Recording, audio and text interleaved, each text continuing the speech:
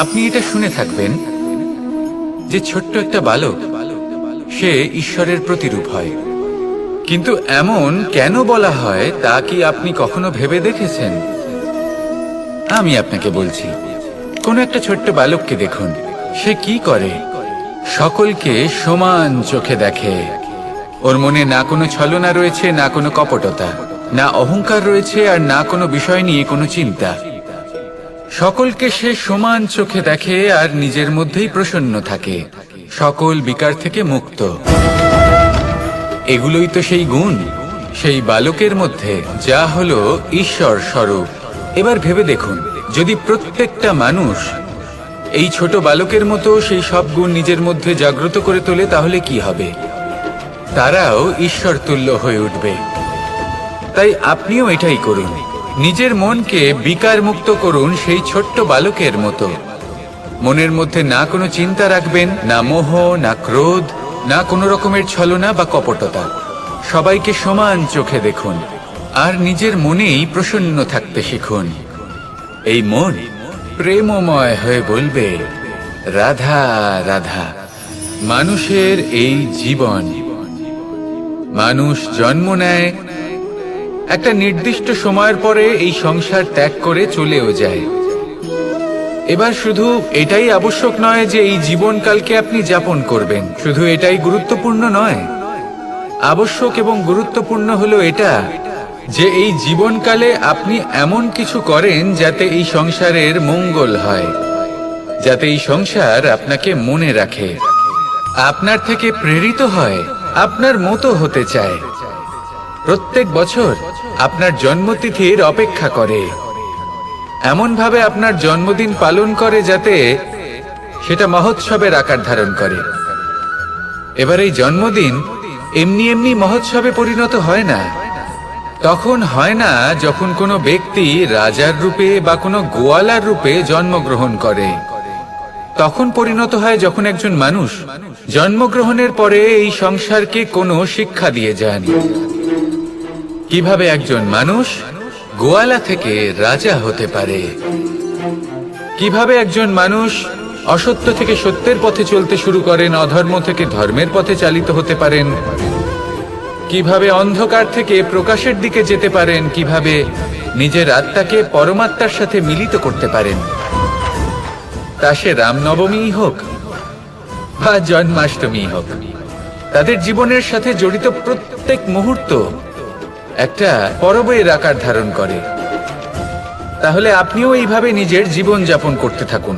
এই সংসারে শুধু ভালোবাসা বিতরণ করুন, কিছুটা এমন ভাবে বিতরণ করুন যাতে আপনি এই সংসার থেকে চলে যাওয়ার পরেও এই সংসারে আপনি শুধুই ভালোবাসা বিতরণ করতে পারেন। যদি আপনি এরকম করেন, সংসারকে প্রেরণা দেন, তাহলে আপনার জীবনও রাধা কৃষ্ণের প্রেমের মতোই অলৌকিক এবং দৈব হয়ে উঠবে। আসুন আর আমার সাথে ভালোবেসে বলুন, রাধা রাধা। সমস্ত মানুষের জীবন কিছুটা সমান হয়। মানুষ জন্মগ্রহণ করে, তারপর চলতে শেখে, জীবনে এগিয়ে চলে, বার্ধক্য লাভ করে, তারপর সমাপ্ত হয়ে যায়। কিন্তু সেই ব্যক্তিরা কারা যারা প্রকৃত অর্থে মনুষ্য জীবন যাপন করেন? এনারা হলেন সেই ব্যক্তি যারা পড়ে গেলেও আবার উঠে দাঁড়ানোর চেষ্টা করেন, নিজের ভেঙে পড়া অস্তিত্বকে আগলে নিয়ে আবার একটা আকার দেওয়ার চেষ্টা করেন, ভগ্ন আশাকে আবার একটা নতুন দিশা দেন। অসফল হওয়ার পরেও থামেন না, আবার এগোতে থাকেন। অসফল হওয়ার পরে যদি আপনি থেমে যান, তাহলে সাফল্য আপনার সামনে অপেক্ষা করে, কিন্তু আপনি তা দেখতে পান না। তাই জীবনের সংঘর্ষে অংশগ্রহণ করতে শিখুন, জীবনের সংঘর্ষ থেকে পালাবেন না। আসুন আমার সাথে ভালোবেসে বলুন, রাধা রাধা। এই সংসারের সব থেকে বড় সুখ কি? কেউ বলবেন নিজের লক্ষ্য প্রাপ্ত করা, কেউ বলবেন ধন উপার্জন করা, কেউ বলবেন নিদ্রাই সব থেকে বড় সুখ, কেউ বলবেন রাজ্য লাভ করা, আবার কেউ বলবেন মাতার হাত থেকে খাবার খাওয়া, আদি ইত্যাদি। কিন্তু যদি সত্যি কথা বলি, এই সংসারের সব থেকে বড় সুখ হলো সেবা করা। কখনো কাউকে সেবা করে দেখুন। এই সেবা দ্বারা অন্য কোনো মানুষের আশীর্বাদ লাভ করাতেই সুখ রয়েছে। আপনার সেবা ভাব দ্বারা যখন কোনো মানুষ নিজের অন্তরাত্মা থেকে আপনাকে আশীর্বাদ করে, তার থেকে বড় সুখ আর কিছুই নেই। কারণ প্রত্যেক মানুষের মধ্যে ঈশ্বর বাস করেন। নরের সেবাই হলো নারায়ণের সেবা। নিষ্কাম সেবা করাই হলো সব থেকে বড় সুখ। তাই নিজের অন্তরে সেবার এই ভাব জাগ্রত করুন। যে সুখের কথা আমি বলছি, সেই সুখ অনুভব করেই দেখুন। এই মন সুপ্রসন্ন হয়ে বলবে, রাধা রাধা। জীবন কিসের উপর নির্ভরশীল? ধনের ওপর, বৈভবের ওপর, নিঃশ্বাসের ওপর? না, এই জীবন নির্ভরশীল বিশ্বাসের ওপর। বিশ্বাস নিজের ওপর, বিশ্বাস আমাদের আপনজনের ওপর। কিন্তু যখন এই বিশ্বাস ভেঙে যায়, তখন মানুষের মনও ভেঙে যায়, আর তারপর সে অন্য কিছু করতেই পারে না। তখন কি করা যেতে পারে? তিনটে কাজ আছে যা আপনি করতে পারেন। প্রথম, ভালোবাসা। যাকে আপনি ভালোবাসেন, যারা আপনাকে ভালোবাসে, ভুল যারই হোক না কেন, তার কাছে ক্ষমা চাইতে কখনোই সংকোচ বোধ করবেন না। দ্বিতীয় হলো বিশ্বাস। যারা আপনাকে ভালোবাসেন, আপনাকে বিশ্বাস করেন, তাদের বিশ্বাস কখনো ভাঙবেন না। তৃতীয় হলো আশা। যারা আপনাকে ভালোবাসেন, আপনাকে বিশ্বাস করেন, তাদের আশা আপনার সাথে জড়িত। তাদের থেকে কখনো কিচ্ছু লুকোবেন না। এই তিনটে কাজ করুন, আর এই জীবন সুপ্রসন্ন হয়ে বলবে, রাধা রাধা। পরিস্থিতি কখনো এটা ভালো থাকে, আবার কখনো মন্দ হয়ে যায়। কখনো এই পরিস্থিতি আমাদের পক্ষে থাকে, আর কখনো এই পরিস্থিতি অনুযায়ী আমাদের চলতে হয়। কোনো বিকল্প থাকে না। কিন্তু যখনই এই পরিস্থিতি খারাপ হয়ে যায়, তখন কি করা উচিত সেই প্রশ্ন মনে জেগে ওঠে। পরিস্থিতি যখন প্রতিকূল হয়, তখন আমরা কিছু হারালে তা হারিয়ে ফেলি, ঠিক আছে, কিন্তু যা বাকি আছে সেটা আমরা আগলে রাখতে পারি। পরিস্থিতিকে সামলে রাখার চেষ্টা আমরা অবশ্যই করতে পারি, শুধু সেটুকুই আমাদের হাতে রয়েছে।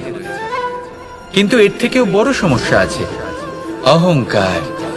কখন প্রবেশ করে আমরা জানতেও পারি না। এই অহংকার আপনাকে বুঝতেও দেবে না যে আপনি সত্যি কিছু হারিয়েছেন। আপনার কিছুই যাবে আসবে না। দেখতে গেলে আকাশের সূর্য নিজের প্রকাশ হারিয়ে ফেলে যখন অন্ধকার ঘনিয়ে আসে। তাহলে আমরা কে হই? ওনার সামনে তো কিছুই নই। এই অহংকার আমাদের দমন করতেই হবে। এটা বিশ্বাস করতে হবে যে এই সমগ্র সৃষ্টিতে আমরা শুধুমাত্র একটা কণা, তার থেকে বেশি আর কিছুই নয়। বিশ্বাস করতে হবে যে আমরা ততটাও বড় নই যে কখনোই কিছুই হারাবো না। এবার যেদিন এই জ্ঞান আপনি আত্মস্থ করে নিজের আচরণ পাল্টাবেন, মনে রাখবেন সেই দিনই অহংকারকে দমন করতে আপনি পথে অগ্রসর হয়ে পড়েছেন। এই অহংকারকে দমন করুন, আর আমার সাথে ভালোবেসে বলুন, রাধা রাধা। বুদ্ধি আর বিবেকের পার্থক্য কোথায় তা নিয়ে এই সংসার অনেক কিছুই ভাবে। কিছু মানুষ ভাবেন যে এই দুই হলো একই, কিন্তু যদি সত্যি কথা বলি, তাহলে এই দুইয়ের মধ্যে একটা অমূল্য পার্থক্য আছে। আর তা হলো এটা যে বুদ্ধির সম্পর্ক হলো মস্তিষ্কের সাথে, আর বিবেকের সম্পর্ক হলো হৃদয়ের সাথে। যে কোনো বুদ্ধিমান মানুষ কি করেন? নিজের মতন করে এই সংসারকে বদলে ফেলতে চেষ্টা করেন। একজন বিবেকশীল মানুষ কি করেন? নিজের অন্তরকে, নিজের মনকে বদলে ফেলতে চেষ্টা করেন। কারণ মানুষের সংসার এই মনের মধ্যেই বসবাস করে। তাই নিজের বুদ্ধির ব্যবহার অবশ্যই করুন, কিন্তু তাতে বিবেকের লাগামটা অবশ্যই শক্ত হাতে ধরবেন। আসুন আমার সাথে ভালোবেসে বলুন, রাধা রাধা। সম্পর্ক এ হলো এক বন্ধন যা আমাদের এক সূত্রে বেঁধে রাখে।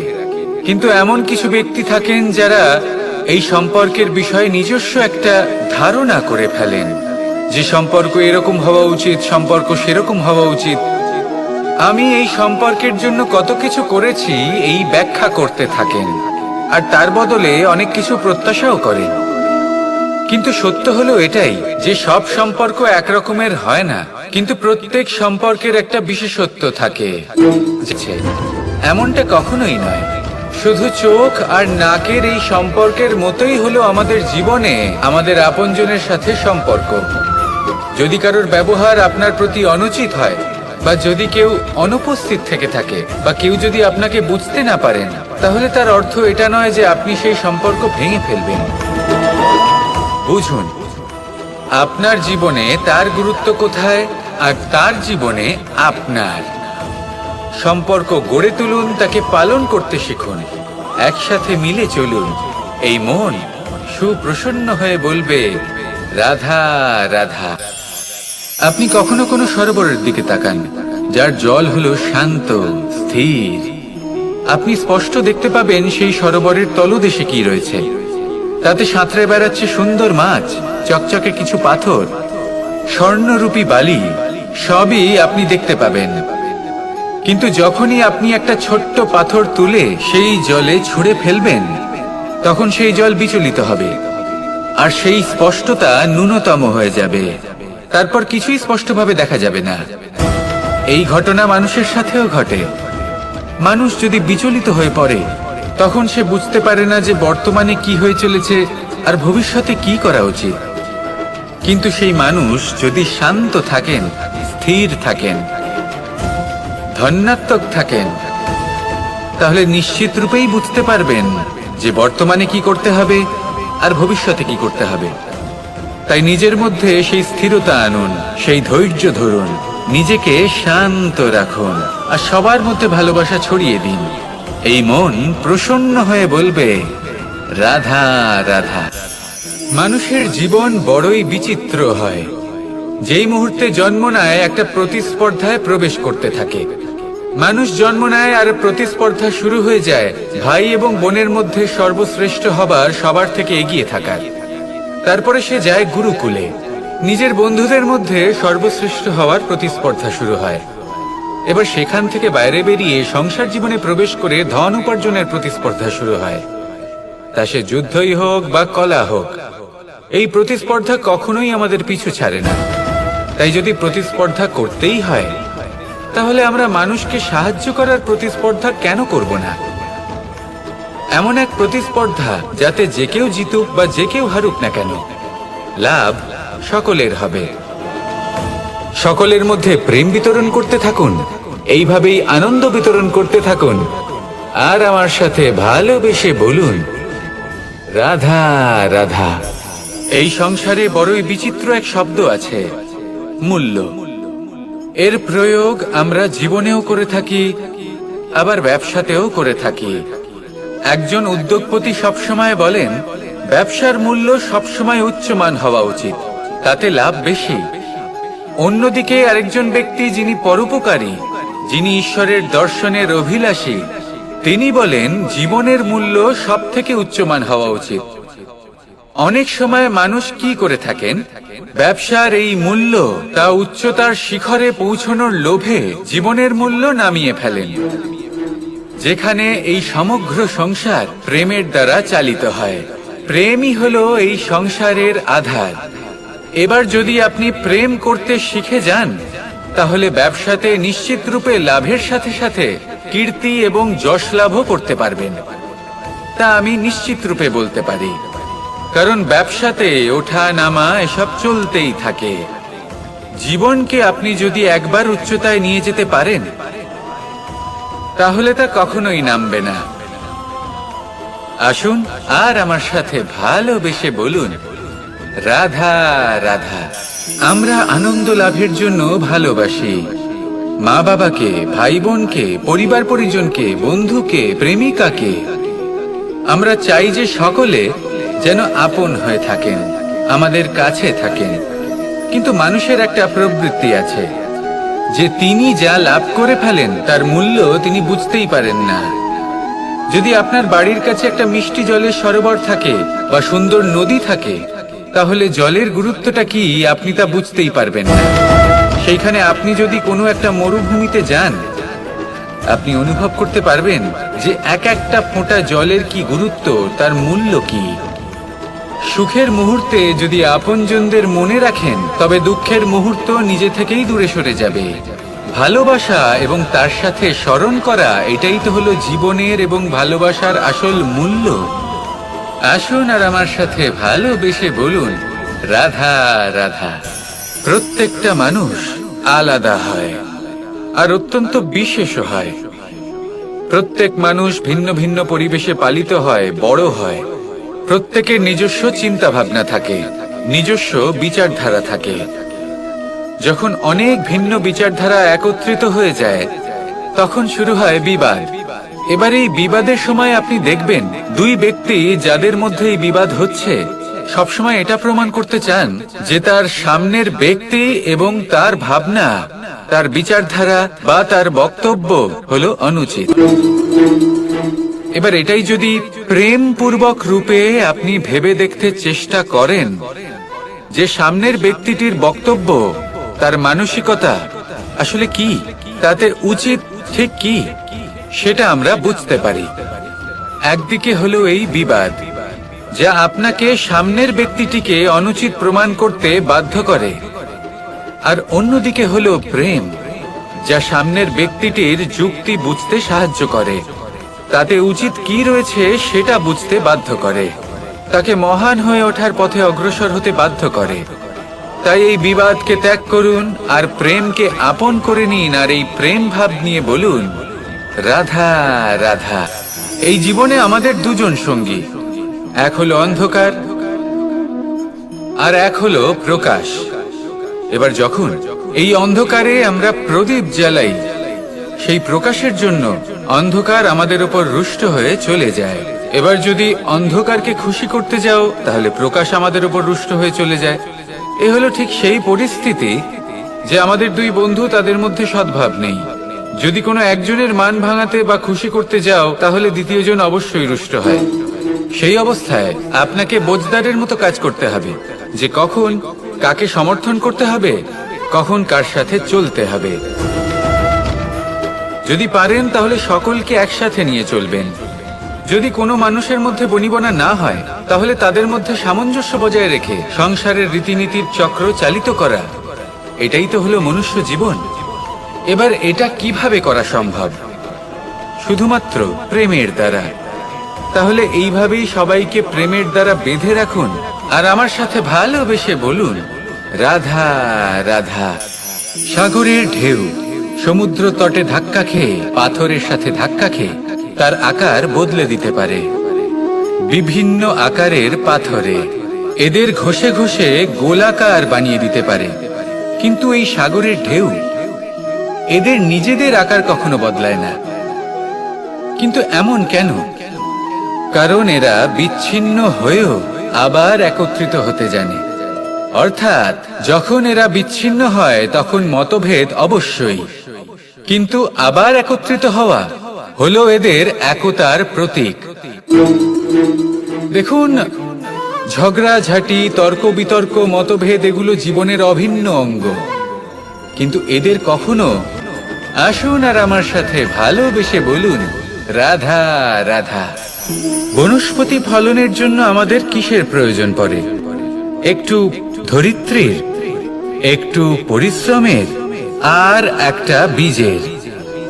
এবার যদি মানুষের কথা বলি, তাহলে এখানে ধরিত্রী হলো মানুষের এই জীবন, যেখানে মানুষ নিজের ইচ্ছের ফল ফুল ফলন করতে চায়। পরিশ্রম হলো আমাদের কর্ম, আর বীজ হলো আমাদের নির্বাচন। আমাদের বেছে নিতে হবে যে আমরা কি বপন করব, আম নাকি ফণি মনসা। এর মধ্যে আমরা কি পেতে চাই? রসালো ফলের ফলন চাই নাকি কাঁটার ফলন চাই, তা আমাদের উপর নির্ভরশীল। কিন্তু একটা কথা ঠিক, লক্ষ্য যেমনই হোক না কেন, জীবন যেমনই হোক না কেন, যদি আপনি লক্ষ্যের দিকে এগোতে থাকেন, তাহলে কর্মের সাথে খামখেয়ালি আচরণ করতে পারবেন না।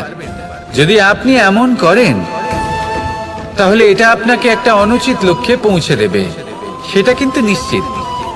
সবসময় এটা মনে রাখবেন, কর্মের সাথে খামখেয়ালি হবেন অর্থাৎ কর্মফলও আপনার সাথে খামখেয়ালি হবে। তাহলে নিষ্ঠার সাথে কর্ম করতে থাকুন আর নিজের লক্ষ্যকে প্রাপ্ত করুন। আর আমার সাথে ভালোবেসে বলুন, রাধা রাধা।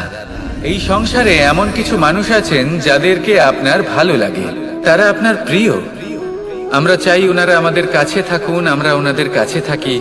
এবার সেই ক্ষেত্রে আমরা তাদের ভালো ভালো উপহার দেওয়ার চেষ্টা করি, কারণ ওনারা হলেন আমাদের প্রিয়। আর তার বদলে আমরা আশা করে থাকি যে ওনারা আমাদের একটু সম্মান করবেন। এবার এই মানুষজন যারা আমাদের প্রিয়, এদের আমরা একটা উপহার দিই। সোনা দিয়ে থাকি, আভূষণ দিয়ে থাকি, হিরে মুক্তো দিয়ে থাকি। কিন্তু যদি ভেবে দেখি, এই সবকিছুরই একটা মূল্য আছে। ভেবে দেখুন, আপনি কি তাদের এমন কোনো উপহার দিতে পারেন যা কিনা অমূল্য? তা এরকম উপহার কি হতে পারে? ঠিক বলেছেন আপনি, প্রেম। এই প্রেমই হলো অমূল্য, কারণ মন থেকে এর উৎপত্তি হয়। না চেয়ে পাওয়া যায় আর না ছিনিয়ে নেওয়া যায় এই ভালোবাসা।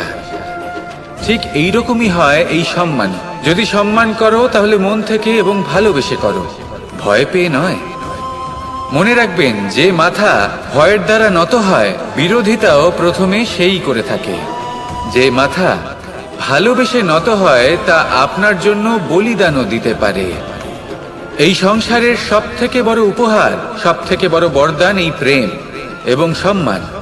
তাকে সম্মান করুন আর আমার সাথে ভালোবেসে বলুন, রাধা রাধা। এই সাগর হলো বিশাল। কথায় আছে যে জীবনের উৎপত্তি সাগর থেকেই হয়েছে। কথাটা ঠিকও। এই সাগরই আমাদের ভিন্ন ভিন্ন ধরনের বনস্পতি প্রদান করেন, মণি এবং মুক্ত প্রদান করেন। আমরা কতটা তুচ্ছ সেই বিষয়ে আমাদের উপলব্ধি ঘটান, আমাদের প্রেরণা প্রদান করেন, যাতে আমরাও সাগরের মতো বিশাল হয়ে উঠতে পারি। এই সাগরের অনেকগুলো গুণ আছে যা আমরা শিখতে পারি। আজ আমি কথা বলবো একটা বিশেষ গুণের বিষয়। বেশিরভাগ মানুষ মালিন্য, নোংরা পদার্থ, নোংরা বস্তু, অপদ্রব্য এই সাগরে ভাসিয়ে দেন। কিন্তু সাগর এই পদার্থ নিজের মধ্যে একত্রিত করে রাখেন না, এই সব নিজের ভেতর থেকে বাইরে বের করে দেন। এ হলো অত্যন্ত শ্রেষ্ঠ একটা গুণ। কিন্তু এই কাজকেও সার্থক করার জন্য সাগরেরও একটা তটের প্রয়োজন পড়ে, যেখানে সাগর এই সব বস্তু বাইরে বের করে ফেলতে পারে। আর মানুষও ভিন্ন কিছু নন। দেখুন, মানুষেরও তো একটা তটের প্রয়োজন পড়ে। এই তট, তিনি হয়তো আমাদের গুরু হতে পারেন, আমাদের মা বাবা হতে পারেন, ভাই বা মিত্র হতে পারেন, বা হয়তো সেই সমস্যাগুলি যার থেকে আমরা দূরে পালিয়ে যাচ্ছি। কারণ যখন আপনি এই সমস্যাগুলির সম্মুখীন হবেন, শেষ পর্যন্ত আপনি শিক্ষাই পাবেন। সব থেকে বেশি গুরুত্বপূর্ণ এই মনকে পবিত্র রাখা। আর তার জন্য একটাই উপায় আছে, এই মন তার মন্থন করা। যদি এই মনের মন্থন করেন তাহলে পূর্ণরূপে পবিত্র হবেন। আর এই মন, আপনি তো জানেনই, প্রসন্ন হয়ে বলবে, রাধা রাধা। সাফল্যের বাস্তব অর্থ কি? নিজের লক্ষ্যে দৃষ্টিবদ্ধ হয়ে থাকা, প্রতিদিন তার জন্য কর্ম করা, দৃঢ় নিষ্ঠার সাথে উত্থান পতনে সামনে এগোতে থাকা আর নিজের লক্ষ্য প্রাপ্ত করা, এটাই কি সাফল্য?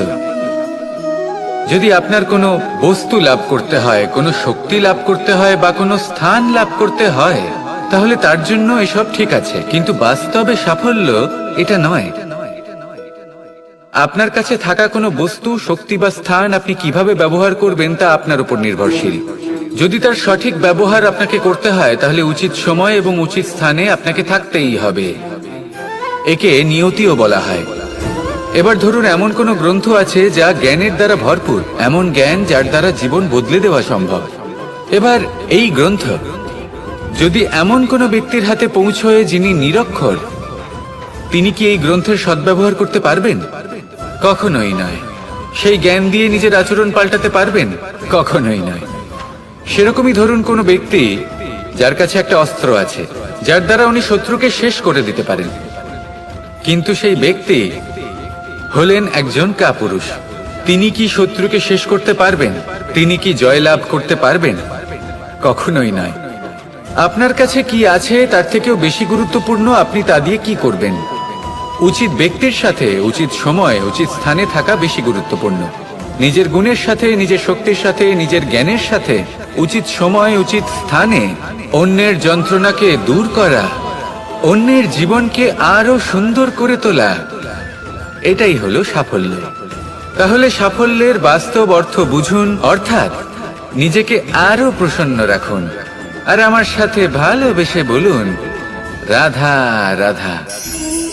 প্রারম্ভ শূন্যের দ্বারা হয়ে থাকে, তা সে ব্রহ্মাণ্ডই হোক, পৃথিবীই হোক, আদি ইত্যাদিই হোক। সবাই নিজের অস্তিত্ব শূন্য থেকে লাভ করে। এই শূন্য যার নিজের কোনো অস্তিত্ব নেই, কিন্তু সে সকলকে অস্তিত্ব দান করে থাকে। আমাদের এই শূন্যের মতো হতে হবে। যে আমাদের সাথে যুক্ত হবে তাদের অস্তিত্ব অনেক বেশি প্রখর হবে, বিশাল হবে, শ্রেষ্ঠ হবে। কিন্তু যেই আমরা তাদের থেকে দূরে যাব, তারা আমাদের উপস্থিতির আভাস পাবে, আমাদের গুরুত্ব বুঝতে পারবে। শূন্যই হলো সূত্রপাত, শূন্যই হলো সমাপ্তি। শূন্যকে কেউ যতই ছোট মনে করুক, কিন্তু এই শূন্য অত্যন্ত গুরুত্বপূর্ণ।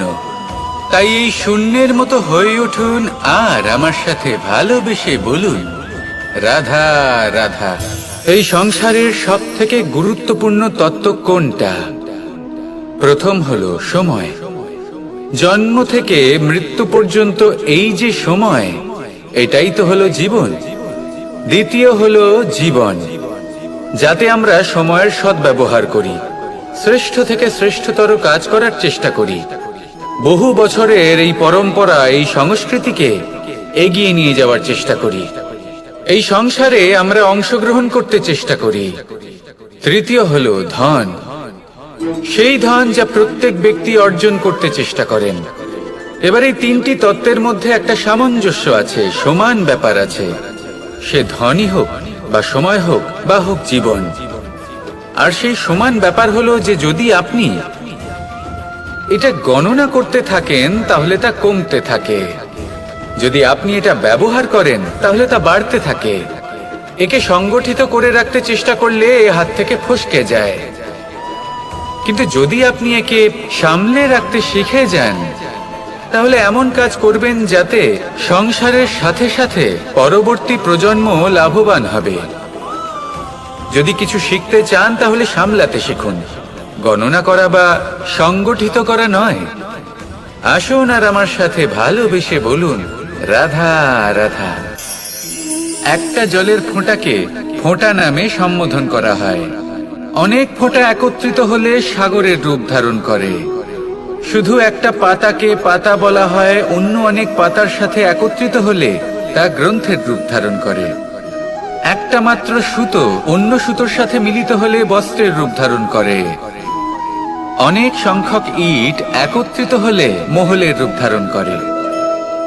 সৈন্যরা একত্রিত হলে সৈন্যদল তৈরি হতে পারে। এটা হলো শক্তি সংগঠনের, এটাই হলো শক্তি একতার। তা সে বনস্পতি হোক বা কোনো ব্যক্তি হোক, কোনো মনোভাবই হোক, যদি একা থাকে তাহলে দুর্বল হয়ে পড়বে। যদি সংগঠিত থাকে তাহলে শক্তিও বাড়বে আর আপনাকে সামনে এগিয়েও নিয়ে যাবে। তাই এই একতায় বিশ্বাস রাখুন আর আমার সাথে ভালোবেসে বলুন, রাধা রাধা। দু রকমের প্রাকৃতিক বেগ থাকে। প্রথম হলো বর্ষা। যখন এর বর্ষণ হয় তখন মাটিকে শীতল করে নতুন ফসল ফলায়। আর দ্বিতীয় হয় পবন, যা আমাদের সর্বদা শ্বাসবায়ু প্রদান করে। অশান্ত এই মনকে শান্তি প্রদান করে, এই ক্লান্ত শরীরে স্ফূর্তি প্রদান করে। আমাদের জীবনে যত আবেগ আছে তা হয় বর্ষার মতো হওয়া উচিত, নয় হওয়া উচিত পবনের মতো। ক্রোধ, মতভেদ, বিবাদ, এগুলো হওয়া উচিত বর্ষার মতো। অর্থাৎ কিছু সময় পরে যেন এরা নিজে থেকেই ছিন্ন ভিন্ন হয়ে চলে যায়। আর যদি পবনের মতো কোনো আবেগ থাকা উচিত তা হলো প্রেম, যা সর্বদা শ্বাসবায়ু প্রদান করে, সবসময় সাথে থাকে। একে আমরা অনুভব করতে পারি না, কিন্তু এ আমাদের অনুভব করার জন্য প্রাণবায়ু প্রদান করে। আর যখন চক্রবাতের মতো সে ভয়ঙ্কর হয়ে ওঠে, তখন সমগ্র সংসার বদলে দেয়। এর সারমর্ম একটাই, শক্তি। মতভেদ, ক্রোধ, বিবাদের মধ্যে নেই। শক্তি যদি থাকে, তা আছে প্রেমের মধ্যে। তাই এই প্রেমকে মনের মধ্যে রাখুন আর আমার সাথে বলুন, রাধা রাধা। একটা গরু যখন দুধ দেয়, তখন তার একটা মূল্য থাকে। ওই দুধ থেকে যদি আপনি দই বানান, তাহলে তার মূল্য বৃদ্ধি পায়। দই থেকে যদি মাখন বানিয়ে নেন, তাহলে মূল্য আরো কিছুটা বেড়ে যায়। আর মাখন থেকে যদি ঘি বানিয়ে ফেলেন, তাহলে মূল্য আরো অনেক বেশি বেড়ে যায়। কিন্তু এর কারণ কি? এরকম কেন হয়? কারণ হলো পরীক্ষা। দুধের মধ্যে যখন জোরন মেশানো হয়, তখন দইয়ের টক ভাব চলে আসে। দুধের অস্তিত্ব বদলে যেতে শুরু করে। দুধকে নিজের অস্তিত্ব বদলে ফেলার দুঃখ সহ্য করতে হয়। তখনই তা দইতে পরিণত হয়, তখনই তার মূল্য বৃদ্ধি হয়। এই দইকে মন্থনের যাতনা সহ্য করতে হয়, তবেই সেই দই মাখনে রূপান্তরিত হয়, আর তারপর তার মূল্য বৃদ্ধি হয়। আর মাখন, এই মাখনকে আগুনের আঁচে তপ্ত হতে হয়, তবেই এই মাখন ঘিতে পরিণত হয়, আর তারপরেই এর মূল্য আরো অনেক বেড়ে যায়। মানুষের সাথেও এরকমই হয়। কর্ম করতে থাকুন, কর্মের পরীক্ষায় উত্তীর্ণ হতে থাকুন, আপনার মূল্য অবশ্যই বৃদ্ধি পাবে। তাহলে কর্ম করতে থাকুন, ফলের চিন্তা করবেন না। আর আমার সাথে ভালোবেসে বলুন, রাধা রাধা। নেকড়ে, নেকড়ের বিষয়ে আমরা সকলে জানি। ওরা খুবই নিষ্ঠাবান এবং অত্যন্ত সতর্ক থাকেন। ছোট ছোট মূর্খতা করে বসেন। এনারা হাড় চিবোতে খুব ভালোবাসেন, কিন্তু চিবোতে চিবোতে এদের মাড়ি ছড়ে যায়। সেখান থেকে রক্তপাত হতে থাকে। সেই রক্ত ওনারা পান করেন, আর ওনাদের মনে হয় এই রক্ত হাড় থেকেই পাচ্ছেন। ওনারা ভাবেন যে এই হাড় চিবিয়ে আমরা আনন্দ লাভ করছি, কিন্তু আসল সত্য হলো এটাই যে ওনারা নিজেদেরই ক্ষতি করছেন। আমরা মানুষ, আমাদের সাথেও এমনটাই হয়। কখনো কখনো ভুলবশত আমরা এমন কোনো কাজ করি, আর আমাদের মনে হয় যে আমরা বাইরে থেকে আনন্দ লাভ করছি, কিন্তু সত্য হলো এটাই যে আমরা শুধুই ক্ষতিগ্রস্ত হচ্ছি। এটা হলো খুব বড় একটা শিক্ষা, যা আমাদের শেখা উচিত। তা হলো এটা যে আমাদের বোঝা উচিত যে কখন আমরা লাভবান হচ্ছি আর কখন ক্ষতিটাকেই লাভ বলে মনে করছি। এই শিক্ষা যদি আপনি প্রাপ্ত করতে পারেন, তাহলে এই সংসারে আপনার থেকে বেশি প্রসন্ন আর কেউ থাকবেন না। তাহলে আসুন আর আমার সাথে ভালোবেসে বলুন, রাধা রাধা। যা বাধা দেয় তা হলো অবরোধ, যা এগিয়ে নিয়ে যায় তা হলো বিকাশ, আর যা ভাগ করে দেয় তা হলো গুণ। আপনি সবাইকে আনন্দ দিন, তার বদলে আপনিও আনন্দ পাবেন। আপনি সবার মধ্যে প্রেম ছড়ান, আপনিও তার বদলে প্রেমই পাবেন। এই দেখুন না, মেঘেদের দেখুন। এই যে মেঘ, এই মেঘের গুণ এইটা নয় যে এরা জল সংগ্রহ করে রাখে। এদের গুণ হলো এটাই যে এই মেঘ সকলের মধ্যে জল ভাগ করে দেয়। ধরিত্রীর এবং জগতের তৃষ্ণা নিবারণ হয়। সূর্য, সূর্যের গুণ এইটা নয় যে সে সব থেকে বেশি তেজস্বী। তার গুণ হলো এটাই যে সে নিজের তেজ সবার মধ্যে ভাগ করে দিতে পারে। ঠিক সেইভাবেই জীবনে আনন্দ, উল্লাস, প্রেম, এই সব কিছুই ভাগ করে নিতে শিখুন। এটাই হলো একটা গুণ, আর তার বদলে আপনি দ্বিগুণ আনন্দ, দ্বিগুণ উল্লাস, দ্বিগুণ প্রেম অবশ্যই পাবেন। যদি আপনি এই সবকিছু নিজের কাছেই জমিয়ে রাখেন, তাহলে আপনি নিজের বিকাশে নিজেই বাধা দেবেন। আসুন আর আমার সাথে ভালোবেসে বলুন, রাধা রাধা। আপনি কখনো মাখনের হাঁড়ি ভেঙেছেন? কত আনন্দ পাওয়া যায়। এই মাখনের হাঁড়ি ভাঙলে পুরো মাখন আমাদের গায়ে এসে পড়ে আর মন উচ্ছ্বসিত হয়ে ওঠে। কিন্তু তার জন্য বালগোপালদের কত চেষ্টা করতে হয় সেটা কখনো ভেবে দেখেছেন? প্রথমে বড়ই পরিশ্রম করে একের উপর এক সাবধানে ওপরে চড়তে হয়, তারপরে ভারসাম্য বজায় রাখতে হয়, পড়ে গেলে হবে না। তারপর এই হাতের দ্বারা সেই মাখনের হাঁড়ি ভাঙতে হয়, তখন মাখন পড়ে। এবার এরকমই কিছু আমাদের জীবনে আমাদের সাথেও হয়।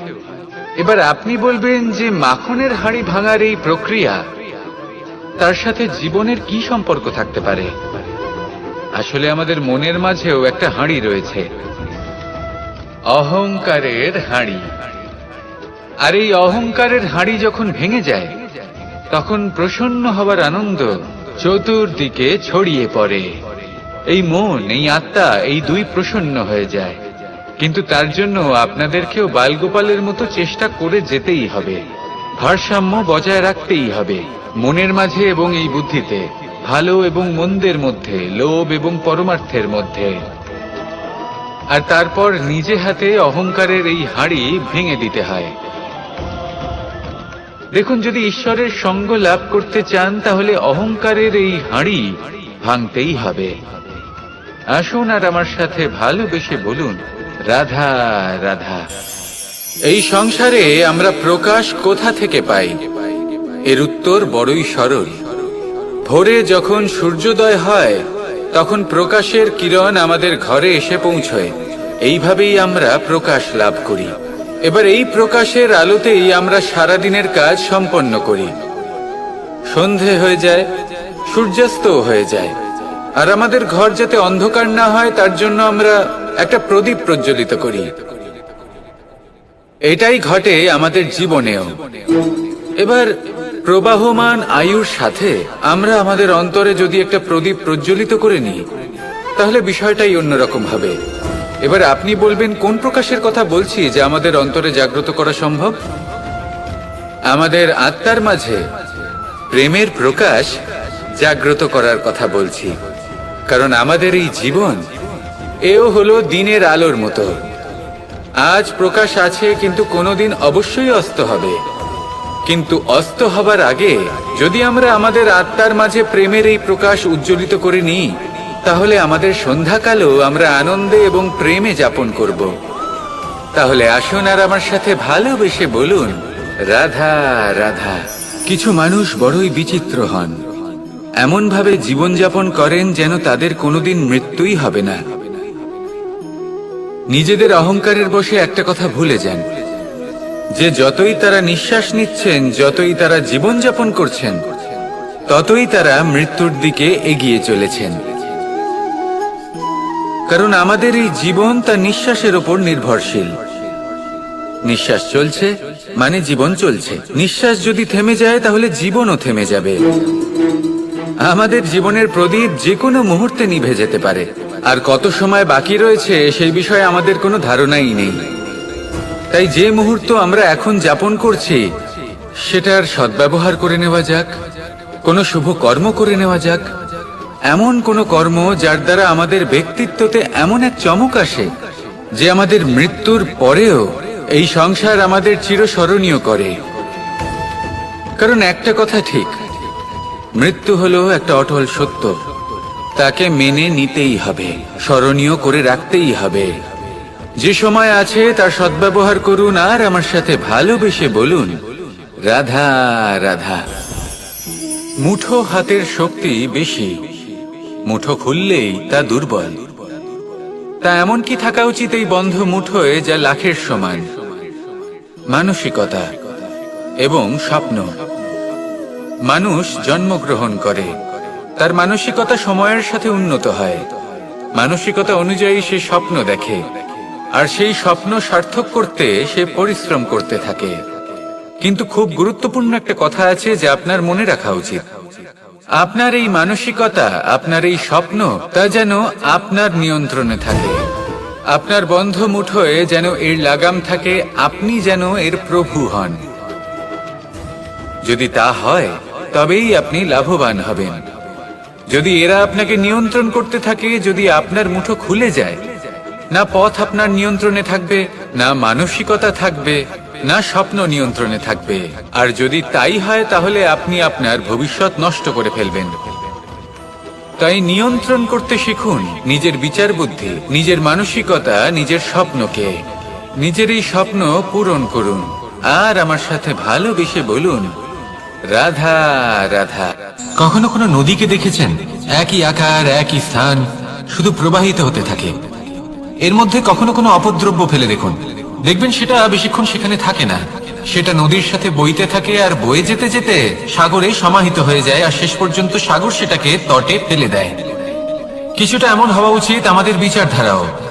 এক স্থানে তা স্থগিত হওয়া উচিত নয়, এটা সবসময় প্রবাহমান হওয়া উচিত। তবেই আমাদের চেতনা, আমাদের মূল্যবোধ এবং আমাদের স্মৃতি, এই তিনটি শ্রেষ্ঠ থাকবে। আর এটাই হলো পুকুর এবং নদীর মধ্যে পার্থক্য। নদীতে জল সবসময় বয়ে চলে, সেই জন্য পবিত্র থাকে, শুদ্ধ থাকে এবং পরিষ্কার থাকে। আর সেখানে এই পুকুরের তলদেশে সব জমা হতে থাকে, আর সেই জন্য তা অপবিত্র হয়ে যায়। তাই সবসময় এই বিচারধারা প্রবাহমান রাখুন। যদি মনে কোনো ভাবনা চলে আসে, সেখানেই থেকে যায় এবং বিদ্যে থাকে, তাহলে তা বের করে দিন, তাকেও বয়ে যেতে দিন, এবং তার যা উত্তর হবে তা সময়ের সাথে আপনার সামনেই চলে আসবে। শুধুই নদীর মতো প্রবাহমান হন আর আমার সাথে ভালোবেসে বলুন, রাধা রাধা।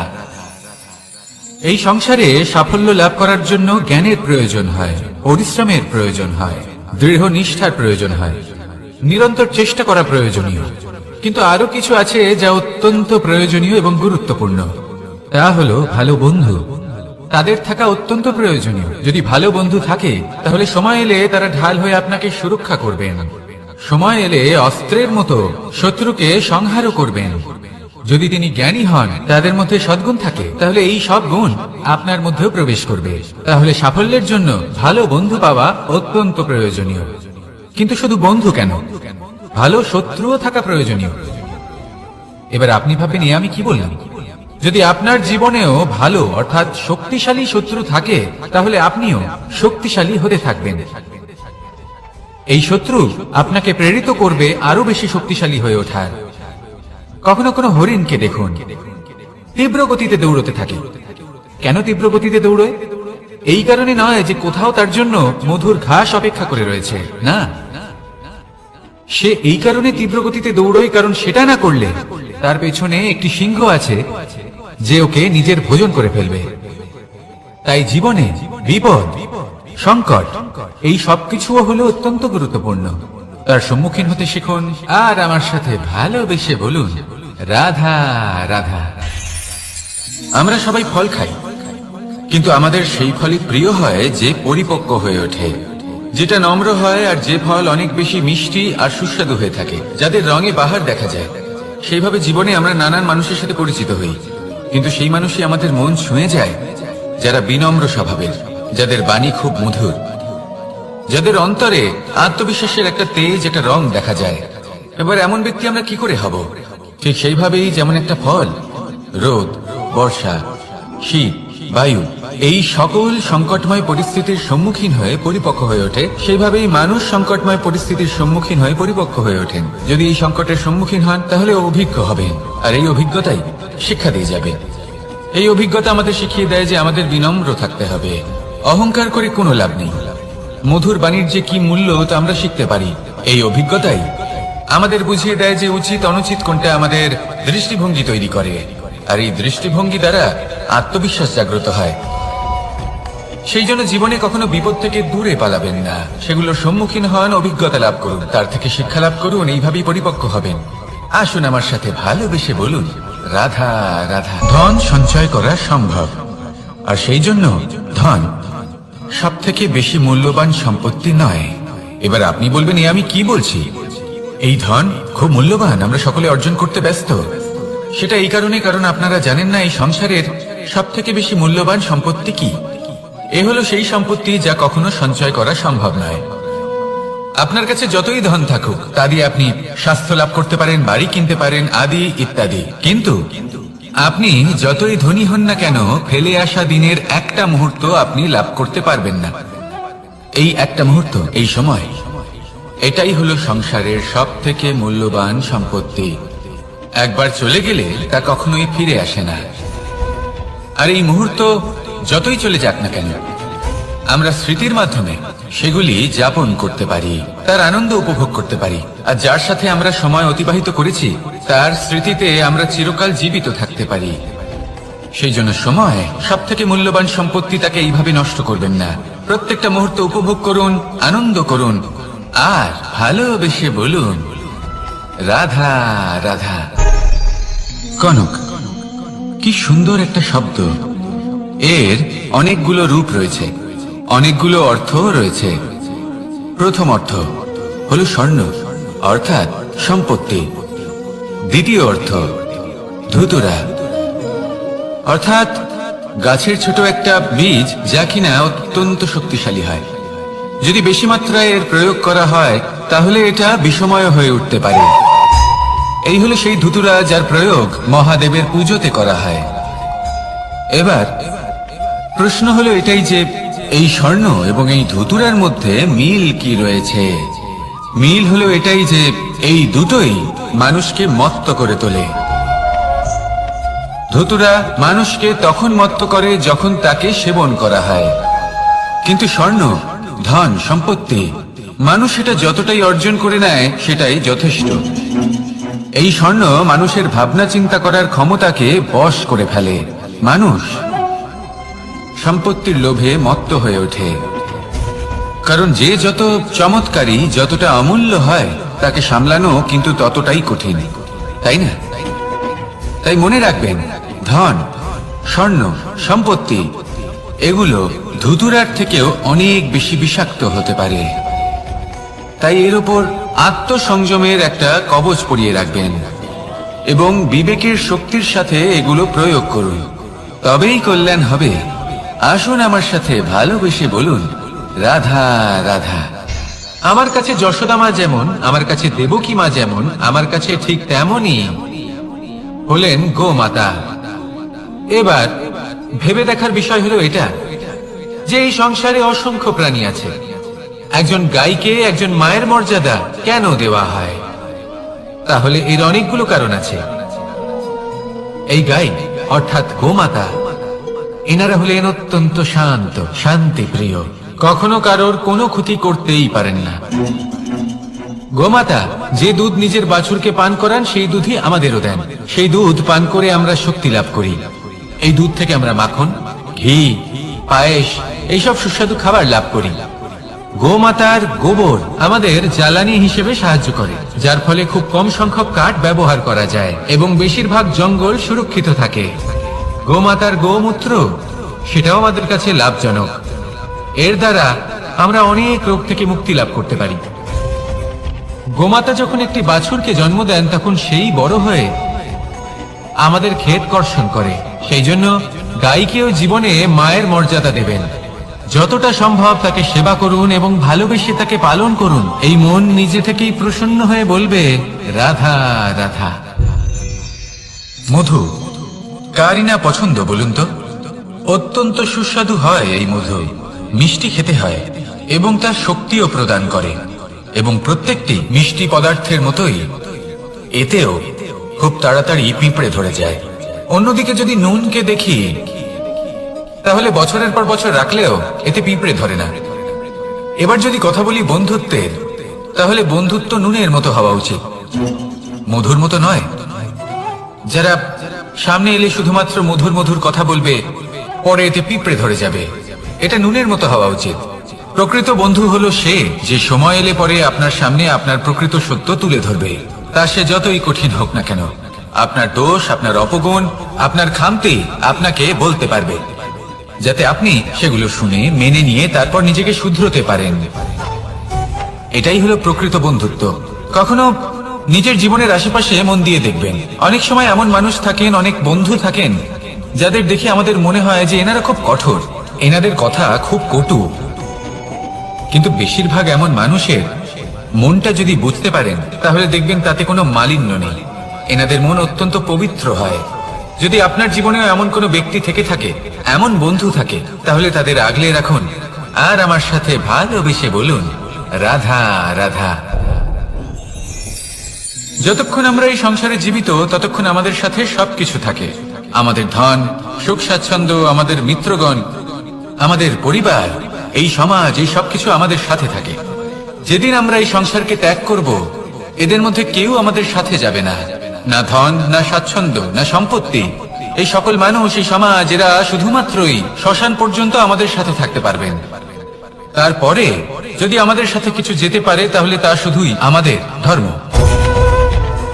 আর এই সংসারে আমরা নিজেদের যে সুনাম রেখে যাই সেটা সম্ভব শুধুমাত্র কর্মের দ্বারা। সেই জন্য সংসারে যতদিন পর্যন্ত জীবিত আছেন, যদি কিছু অর্জন করতে চান তাহলে ধর্ম অর্জন করুন, ধর্মের বিষয়ে স্পষ্টতা অর্জন করুন এবং কর্ম অর্জন করুন। এটাই হবে আপনার অতীত এবং এটাই হবে আপনার ভবিষ্যৎ, এবং এটাই সকলকে প্রেরণা প্রদান করবে। আসুন আমার সাথে ভালোবেসে বলুন, রাধা রাধা। এই পরিবার হলো আমাদের জীবনের একটা অমূল্য সম্পদ, অমূল্য এক আশ্রয়, যা এই সংসারে হয়তো কোথাও আপনি পাবেন না। তাই একে আগলে রাখুন। পরিবার সেই গাছ। আসুন আমার সাথে ভালোবেসে বলুন, কার সেই গাছ। আসুন আমার সাথে ভালোবেসে বলুন, রাধা রাধা। অনেক সময় আমরা জীবনে অনেক মানুষকে এমন বলতে শুনে থাকি যে আমি অসফল হয়েছি কারণ আমার সময় ভালো যাচ্ছিল না। আমি এই জিনিসটা লাভ করতে চাইছিলাম কিন্তু করতে পারলাম না কারণ আমার সময়টা ভালো যাচ্ছিল না। আমি আমার জীবনে ওই মহান কাজটা করতে চাইছিলাম কিন্তু করতে পারলাম না। কেন? কারণ আমার সময়টা ভালো যাচ্ছিল না। কিন্তু যে মুহূর্তে ভালো সময় আমার জীবনে আসবে, আমি সব কিছু প্রাপ্ত করব। এমন প্রায় প্রত্যেকেই বলেন। আসুন একটা কথা বোঝা যাক। একজন মালিকে দেখুন, সে প্রত্যেক দিন গাছের সেবা করে, তাকে জল দেয়, তার যত্ন আত্তি করে। কেন? প্রত্যেক দিন সেই গাছ ফল দেয় না। সঠিক সময় এলে তবেই সেই গাছ ফল দেয়, কিন্তু প্রত্যেক দিন মালি তার সেবা করে, তাকে যত্ন করে। শুধুমাত্র তখন করে না যখন সেই গাছ ফল দিতে সক্ষম। আর যদি মালি গাছের যত্ন প্রতিদিন না করে তাহলে হয়তো সেই গাছ ফল দিতেই পারবে না। এটাই হলো আমাদের জন্য একটা শিক্ষা। যখন সময় আমাদের জন্য অপেক্ষা করে না, তখন আপনি সময়ের জন্য কেন অপেক্ষা করছেন? ভালো সময়ের জন্য অপেক্ষা করবেন না। ভালো এবং শুভ কর্ম দ্বারা ভালো সময়কে নিজের কাছে টেনে আনুন। নিরন্তর কর্ম করুন, পরিশ্রম করতে থাকুন। শুভ সময় আপনা থেকেই আপনার কাছে আসবে। আসুন আমার সাথে ভালোবেসে বলুন, রাধা রাধা। একে বালি বলুন, মাটি বলুন বা ধুলো বলুন, এ দিয়ে কত কিছু করা সম্ভব। এ দিয়ে আপনি নিজের বাসস্থান নির্মাণ করতে পারেন, প্রাচীর করে তুলতে পারেন, অট্টালিকা নির্মাণ করতে পারেন। কিন্তু যদি এই বালিকে আপনি মুষ্টিবদ্ধ করে রাখতে চান, তাহলে তা হাত থেকে ফসকে যাবে। আপনি কখনোই একে মুষ্টিবদ্ধ করতে পারবেন না। এরকমই হয় আমাদের জীবন, আর এরকমই হয় সময়। এই মুষ্টিবদ্ধ করা বালির মতো। সময়কে আমরা বাধা দিতে পারবো না, আটকেও রাখতে পারবো না। এ হলো প্রবাহমান। জন্ম থেকে মৃত্যু পর্যন্ত এই যে সময়, তা খুবই সীমিত। আর এই সময় আমরা যেটাই করি তার দ্বারাই আমাদের মূল্য নির্ধারিত হয়। আর এই সংসার থেকে চলে যাওয়ার পরেও এই সংসার এই সব কর্মের জন্যই আমাদের মনে রাখে। তাই যদি আপনি এটা ভাবেন যে আজ যে কর্ম করার ছিল আমি না হয় কাল করে নেব, কাল আমার লক্ষ্যে পৌঁছানোর কথা ছিল আমি পরশু পৌঁছবো, না, এই সময় খুব মূল্যবান, একে নষ্ট করবেন না। এই সময়কে সদ্ব্যবহার করুন, মহান হবার পথে অগ্রসর হন। একে যদি মুষ্টিবদ্ধ করে রাখার চেষ্টা করেন, এই সময় থেমে থাকবে না। আসুন আমার সাথে ভালোবেসে বলুন, রাধা রাধা। আমাদের মনে যখন কোনো প্রশ্ন ওঠে কোনো দ্বন্দ্ব জাগে তখন আমরা যাই আমাদের গুরুর কাছে, আমাদের আরাধ্যের কাছে গিয়ে জিজ্ঞেস করি।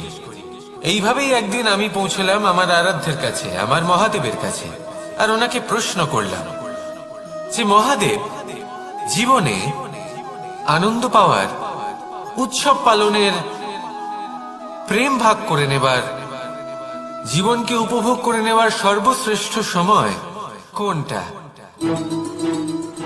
মহাদেব হাসলেন আর উনি বললেন, জীবনে উৎসব পালনের সব থেকে শ্রেষ্ঠ দিন হল মৃত্যুর ঠিক আগের দিনটা।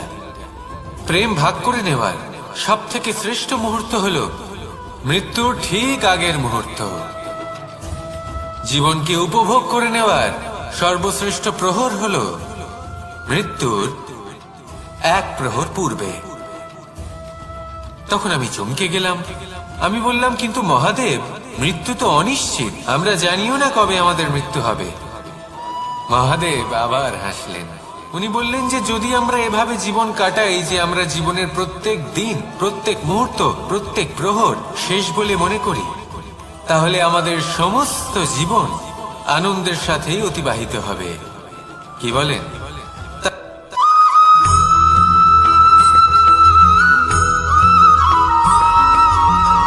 এই সংসারে কোনো বস্তু হোক বা ব্যক্তি হোক, তার একার গুরুত্ব কিন্তু খুব বেশি নয়।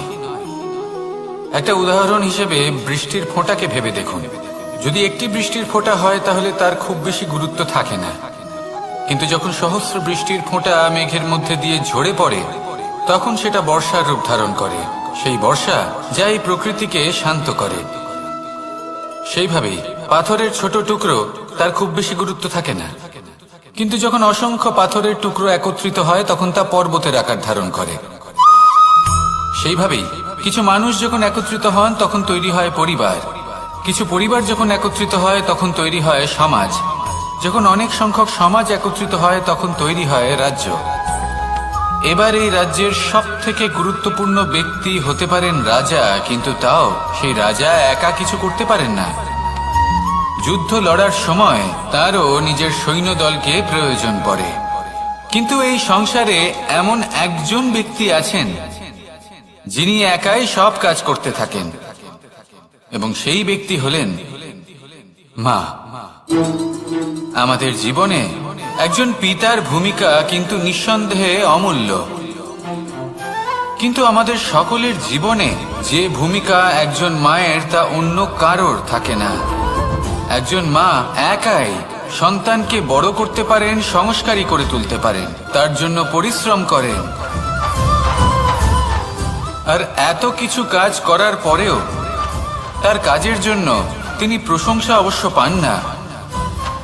উল্টে যদি সেই সন্তান অনুচিত পথে চালিত হয়, অনুচিত কর্ম করে, তখন সেই মাকেই অপবাদের পাত্র হয়ে উঠতে হয়। আমাদের জীবনে মায়ের যোগদান কতটা সেটা বুঝুন। আপনাকে বড় করে তোলার জন্য উনি কতটা পরিশ্রম করেছেন সেটা বুঝুন। আজ থেকে, এখন থেকে, এই মুহূর্ত থেকে মাকে সম্মান করতে শিখুন। যখন সময় পাবেন, যখন সুযোগ হবে, তখন তার প্রশংসা করুন, ওনারও ভালো লাগবে। আর মায়ের এই মমতার জন্য, তার এই ভূমিকার জন্য আসুন সবাই মিলে আমরা তাকে প্রণাম করি,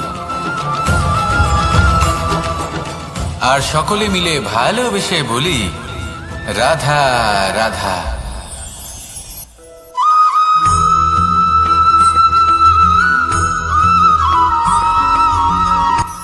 এই সংসারে সাফল্য লাভ করার জন্য জ্ঞানের প্রয়োজন হয়, পরিশ্রমের প্রয়োজন হয়, দৃঢ় নিষ্ঠার প্রয়োজন হয়, নিরন্তর চেষ্টা করা প্রয়োজনীয়। কিন্তু আরো কিছু আছে যা অত্যন্ত প্রয়োজনীয় এবং গুরুত্বপূর্ণ। তা হলো ভালো বন্ধু। তাদের থাকা অত্যন্ত প্রয়োজনীয়। যদি ভালো বন্ধু থাকে তাহলে সময় এলে তারা ঢাল হয়ে আপনাকে সুরক্ষা করবেন। সময় এলে অস্ত্রের মতো শত্রুকে সংহারও করবেন। যদি তিনি জ্ঞানী হন, তাদের মধ্যে সদ্গুণ থাকে, তাহলে এই সব গুণ আপনার মধ্যেও প্রবেশ করবে। তাহলে সাফল্যের জন্য ভালো বন্ধু পাওয়া অত্যন্ত প্রয়োজনীয়। কিন্তু শুধু বন্ধু কেন, ভালো শত্রুও থাকা প্রয়োজনীয়। এবার আপনি ভাববেন আমি কি বললাম। যদি আপনার জীবনেও ভালো অর্থাৎ শক্তিশালী শত্রু থাকে, তাহলে আপনিও শক্তিশালী হতে থাকবেন। এই শত্রু আপনাকে প্রেরিত করবে আরো বেশি শক্তিশালী হয়ে ওঠার। কখনো কোনো হরিণকে দেখুন, তীব্র গতিতে দৌড়তে থাকে। কেন তীব্র গতিতে দৌড়য়? এই কারণে নয় যে কোথাও তার জন্য মধুর ঘাস অপেক্ষা করে রয়েছে, না, সে এই কারণে তীব্র গতিতে দৌড়য় কারণ সেটা না করলে তার পেছনে একটি সিংহ আছে যে ওকে নিজের ভোজন করে ফেলবে। তাই জীবনে বিপদ, সংকট এই সবকিছুও হলো অত্যন্ত গুরুত্বপূর্ণ। তার সম্মুখীন হতে শিখুন আর আমার সাথে ভালোবেসে বলুন, রাধা রাধা।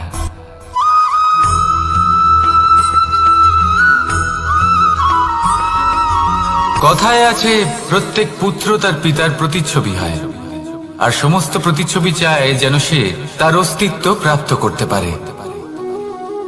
পুত্র চায় সে যেন তার পিতার মতো হয়, বা কখনো কখনো তার থেকেও শ্রেষ্ঠ হয়। সেটা কোনো অনুচিত ব্যাপার নয়। অনুচিত তখন হয় যখন পুত্র নিজের পিতার মতো হবার স্বপ্ন পূরণ করতে গিয়ে বা তার থেকেও শ্রেষ্ঠ হওয়ার স্বপ্ন পূরণে অনুচিত পথের আশ্রয় নেয়। কারণ তারপরে সে তার পিতার গুণগুলি আত্মসাৎ করতে চায় না। সে শুধুই এটা চায় যে সংসারের চোখে যেন আমি শ্রেষ্ঠ প্রমাণিত হই। এটা অনুচিত। সংসারে এমন অনেক মানুষ আছেন যারা এই কারণে শ্রেষ্ঠ হওয়ার চেষ্টা করেন যাতে তার পরিবারের তার পিতার সম্মান বৃদ্ধি পায়। এমনও মানুষ থাকেন, আর এটাই হলো পার্থক্য উদ্দেশ্যের। মনে রাখবেন, যদি আপনার উদ্দেশ্য শুভ হয় তাহলে পথও শুভ হবে, যদি আপনার উদ্দেশ্য অশুভ হয় তাহলে পথও অশুভ হবে। তাহলে নিজের পিতার মতো হবার চেষ্টা অবশ্যই করুন, তার থেকেও শ্রেষ্ঠ হওয়ার চেষ্টা অবশ্যই করুন, কিন্তু মনে রাখবেন আপনার সংকল্প আর আপনার উদ্দেশ্য এই দুই শুভ হওয়া উচিত। তাহলে আসুন আর আমার সাথে ভালোবেসে বলুন, রাধা রাধা।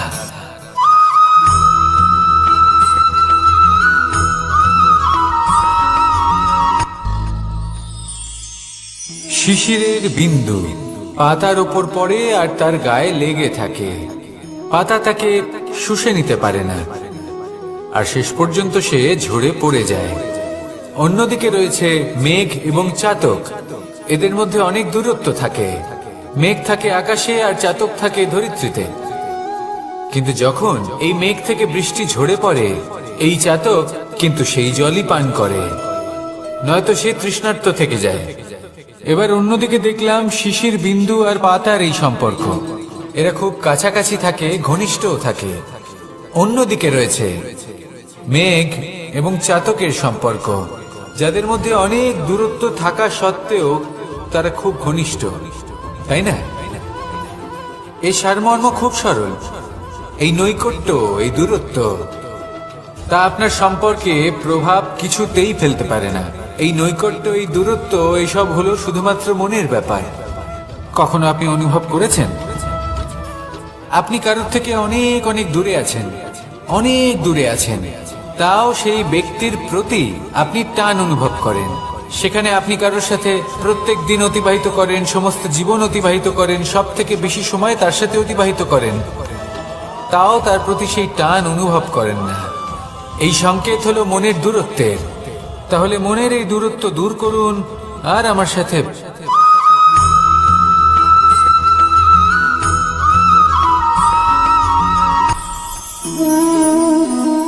শক্তি এক অত্যন্ত বিচিত্র বস্তু, বা বলতে পারেন অনুভূতি। পিতা সবসময় চান যেন তিনি তার শক্তি পুত্রকে। আসুন আপনাকে সহজে বোঝাই। যদি আপনি সুপাত্র হন আর আপনাকে শক্তি দেওয়া হয়, তাহলে আপনি সেই শক্তির গুরুত্ব বুঝবেন, কোথায় সেই শক্তি প্রয়োগ করা উচিত সেটা বুঝবেন। আর এটা যেহেতু অর্জন করা শক্তি হবে, সেই শক্তির অপব্যবহার হবে না। কিন্তু যদি এই আপনি কুপাত্র হন আর যদি আপনাকে এই শক্তি দেওয়া হয়, তাহলে কি হবে?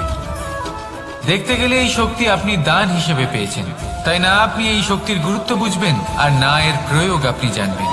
তার অপব্যবহার হওয়া সুনিশ্চিত। তাই যদি